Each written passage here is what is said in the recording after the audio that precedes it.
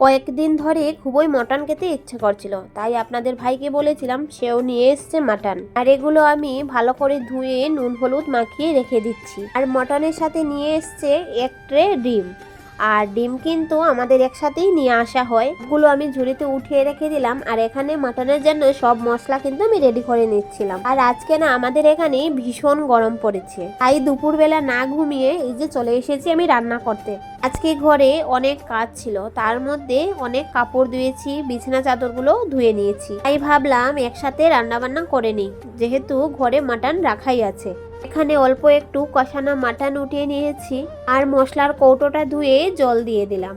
বেশি ঝোল ঝোল করবো না, এভাবেই শুকনো শুকনো রাখবো। তারপর আবার চলে এসেছি দোকানে একটু চিকেন নেবো, কেননা আমার মা আর আমার ছোট মেয়ে মাটন খাবে না। কেন মায়ের শরীর অসুস্থ, তাই মাকে মাটন দেবো না, আর ছোট মেয়ে একটু পিস খেলে খাবে, এতটা খাবে না, তার জন্য চিকেন নিলাম। চিকেন বসিয়ে বিছানা চাদরগুলো পেতে নিলাম আর কাপড়গুলো ভাঁজ করবো দুপুরবেলা। ভাঙা টিনের ঘরকেও যদি সুন্দর করে গুছিয়ে রাখা যায়, সেটাকেও কিন্তু অনেক সুন্দর লাগে দেখতে, আর সারাদিনের ক্লান্তিও দূর হয়ে যায়।